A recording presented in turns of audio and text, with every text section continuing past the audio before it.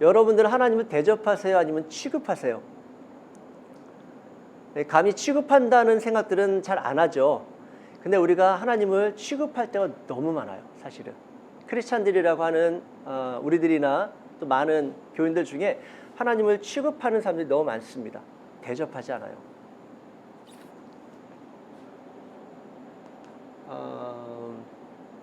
마태복음 7장 그 12절, 13절 말씀 한번 좀 찾아보실래요?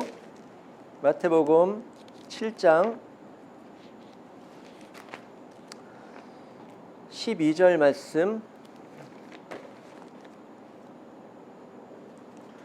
여러분 중간에 조금 딴 길로 빠지더라도 이해를 좀 해주십시오. 이게 현장에서만 주어지는 그 일종의 어드밴티지도 하고 또 혜택이기도 해요.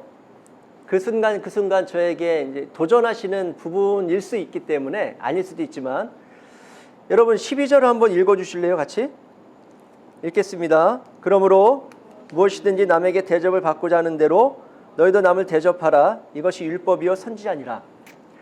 여러분 이게 무슨 내용이죠? 무슨 메시지예요?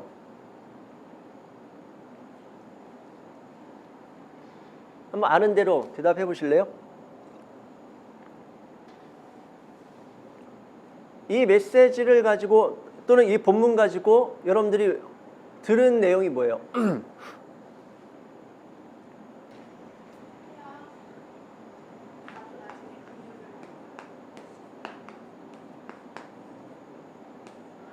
여러분 요게 마태복음 7장 12절 요 말씀이 기독교의 황금률이라고 해요. 기독교의 황금률. 말하자면 정말 지극히 보배로운 내용이라고 하는 거잖아요. 뭐 신학자들이라든지 신학자들이 만든 거니까. 그리고 그것들을 목사님들이 다 거의 다 대부분 받아들여서 그렇게 설교를 하거나 또는 설명을 하거나 받아들이고 있죠. 근데 질문이 생기지 않습니까? 이 내용 성경에서 독보적으로 나오는 내용일까요?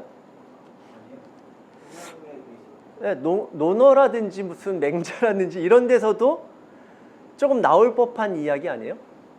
약간 좀 상식선에서 하는 이야기 같기도 하고. 사실 논어에서 제가 비슷한 내용을 찾아봤어요. 비슷한 내용이 있더라고요. 똑같진 않아도 결이 같아요. 근데 이걸 갖다가 황금률이라고 해야 되나? 여러분 이게 황금률이 맞더라고요. 근데 우리는 대부분 여러분들도 그냥 솔직하게 이야기하면은 여기 나온 대로 똑같은 그냥 그 말씀 그대로죠. 남에게 받고 싶은 대로 먼저 남을 대접하라. 그렇죠? 그런데 여기에 여러분 여기에서 하나님이 보이세요? 이 본문에서 하나님이 보여야 되는 거예요. 근데 아닌 분들도 있겠지만 제가 들어본 많은 목사님, 제가 신앙생활 해오면서 어렸을 때든지 또는 신학을 하면서 청년의 때를 지나면서 신학을 하면서 적잖이 이 본문에 대한 메시지를 들어본 적이 있거든요. 제가 들어본 말은 거의 대부분 똑같아요. 우리가 알고 있는 것처럼 제가 예를 들어서 수정이한테 대접을 받으려면, 목사다운 대접 받으려면은 어떻게 돼요? 목사답게 굴어야 되는 거죠. 그리고 먼저 사랑받고 싶고 존경받고 싶으면은 내가 먼저 사랑하고 존중해줘야 저 사람도 나를 그렇게 대우할 것 아닌가. 여러분 이게 이 메시지가 없는 거 아닙니다. 제가 누누이 말씀드리지만 이게 표피적인 메시지예요. 그리고 이 표피적인 메시지라고 해서 의미가 없거나 아니 무가치하거나 하나님이 그건 아니야, 그건 아니고 감춰져 있는 그 본질적 말씀이 중요한 거야, 이렇게 말씀하시는 거 아닌 것 같더라고요. 필요합니다. 예를 들어서 남편이 아내를 잘 대접하면은 아내도 남편에게, 말하자면 남편이 아내를 사랑하면 아내도 남편을 일반적으로는 사랑하죠. 존중하면 서로 존중하게 되고 존경하면은 서로가 존경하게 되죠. 일반적으로. 근데 그렇지 모든 사람들이 내가 대접한 대로 대접해요? 장로님 특별히 인생에 열린 저희보다 훨씬 더 많으시니까 더 제일 잘 아실 거예요. 내가 신실하게 반응하면 모든 사람이 신실하게 반응하는가, 또는 내가 존중하면은 내가 존중했던 사람들은 모두가 나를 존중하는가. 그러지 않는 경우들도 굉장히 많거든요. 그러면 이건 황금률이 아니죠. 맞으면 이 말씀이 진리가 되려면은 그래서는 안 되는 거예요. 이렇게 했더니 저 사람도 나를 똑같이 대접했다. 이게 동일하고 일관되어야 이건 진리의 말씀이잖아요. 그런데 내가 대접한 대로 나를 대접해주는 유일한 대상이 한 분 계세요. 그분이 하나님이세요. 동의가 되십니까? 그래야 맞죠. 그래야 이게 황금률이고 이게 진리죠. 더더군다나 기독교의 황금률이라고 한다면 기독교의 진리의 메시지 중에서도 아주 단연 탑급의 메시지라고 할 수가 있는 건데, 그 정도는 돼야. 그래서 하나님은 영원하시다고 하는 거예요. 하나님은 불변하시다고 하는 거예요. 하나님의 그 별명이 있다고 제가 전에 한번 말씀드린 것 같은데, 하나님의 별명이 있어요. 그 별명이 뭔지 아세요? 영원이에요. 영원. 이분은 한번 사랑하면은 끝까지 사랑하신다고 하잖아요. 한번 신뢰하면 끝까지 신뢰하시고, 한번 약속하시면 끝까지 지키신다고 하잖아요. 그게 언약의 하나님을 우리가 보는 이유예요. 그렇게 해서 계속 그분을 보지 못하면 우리는 우리의 경험치, 우리가 들어 알고 있는 그 이성의 세계 속에서 하나님을 대화할 수밖에 없습니다. 하나님이더라고요. 무슨 얘기를 하고 싶은 거냐면, 여기 마태복음에서 얘들아, 하나님을 대접해야 돼. 그러면 하나님은 만약에 제가 하나님을 대접하면 하나님은 저한테 어떻게 대접하신다는 거예요? 하나님으로 대접하신다는 거예요. 여러분, 여기에 굉장히 비밀이 있습니다. 그래서 사실은 앞에 내용이 구하라, 찾으라, 두드리라, 우리가 너무 익숙한 내용이잖아요. 사실은 저는 질문이 생겨서 그 질문을 가지고 씨름하다 보니까 이거를 깨닫게 된 거거든요. 뭐냐면은 구하라, 찾으라, 두드리라를 얘기하다가 구하면 주실 것이고, 찾으면은 얻게 될 것이고, 두드리면 열릴 것이다 라고 얘기하고서는 갑자기 12절에 와서 남에게 대접받고자 하는 대로 네가 먼저 남을 대접하라, 이렇게 얘기를 하세요. 도대체 왜 갑자기 이 내용이 나오는 거야? 그리고 뒤에 내용하고 앞에 내용과 뒤에 내용하고 중간에 낀 내용하고 안 맞아요. 안 맞아요. 그러면 사실은 이게 아무리 마태가 실수를 했나? 뭔가 그 퀘스천을 가져야 될 거 아니에요.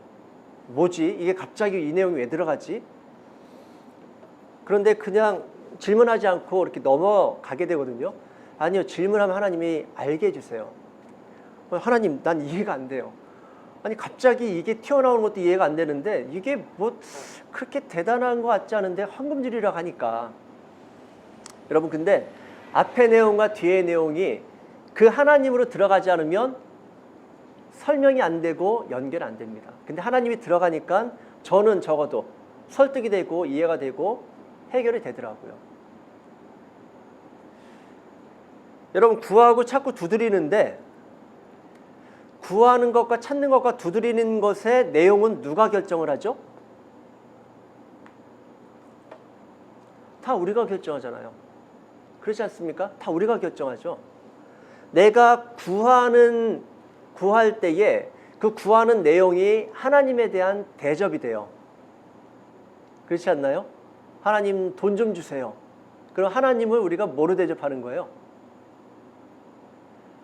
물론 하나님이라고 하는 어떤 전제를 가지고 하는 거겠지만, 그러나 많은 경우 우리는 그렇게 하나님을 취급합니다. 하나님, 돈 주시는 하나님, 또는 내 문제 해결해 주시는 하나님. 하나님의 뜻을 구하지 않아요. 다 내 뜻을 해결해 주시거나 들어주시는 대상으로서 하나님을 찾고 구하고 두드릴 때가 많습니다. 근데 우리가 알고 있는 것처럼 누가복음인가에서는 이 내용을 구하라 찾으라 두드리라 하면서 가장 좋은 것이라고 하는 내용을 성령으로 바꾸잖아요. 그러면서 우리가 그건 알고 있죠. 구하되 성령을 구하라고 그렇게 도전받긴 하는데, 여러분 그 정도가 아니라 하나님 우리가 대접하는 대로 우리는 하나님을 볼 수가 있는 겁니다. 여러분 하나님을 잘 대접해 드릴 수 있게 간절히 축복합니다. 물질로 대접하라는 게 아니에요. 물질로 대접하기 전에 그 물질로 대접하는 거는 그냥 하나님을 대접하는 차원에서 부록처럼 딸려오는 것일 뿐이고, 하나님을 대접하는데 사실은 또 물질은 하나님한테 터치하지 마세요. 저 하나님께 드릴 거 없어요. 이렇게 얘기하는 사람도 없죠. 말이 안 되는 거죠. 근데 자꾸만 물질로 헌금하는 걸 가지고 뭔가 하나님께 대접하는 것처럼 착각할 수 있는데, 그런 차원의 대접이 아니에요. 네가 정말로 나를 주권자로 대접하니? 네가 정말로 나를 이 우주를 말씀 하나로 선언 하나로 창조한 창조자로 대접하니? 하나님 이걸 질문하시는 거예요. 도대체 너한테 있어서 나는 뭐냐? 부모들도 마찬가지죠. 자식이 부모를 어떻게 대접하는지가 부모에 대한 그 자식의 태도를 결정하거든요. 그럼 부모를 존귀히 대접하면은 자녀가 어떻게 됩니까? 존귀한 자의 자녀가 되잖아요. 자식이 부모를 우습게 여긴다.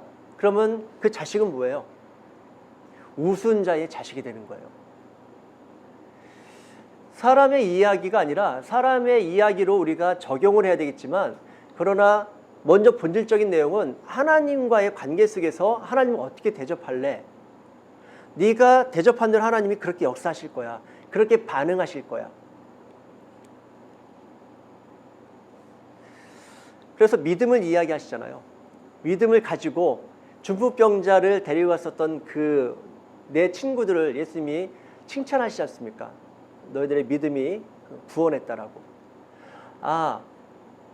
물론 그 믿음의 내용하고 좀 다른 내용이 있는데, 일단 우리가 알고 있는 대로 12의 혈루증 앓던 여인도 예수님의 옷깃만 만지면 나을 것이라고 하는 믿음을 가지고 예수님을 대접하는 거잖아요. 믿음이 대접이라고요.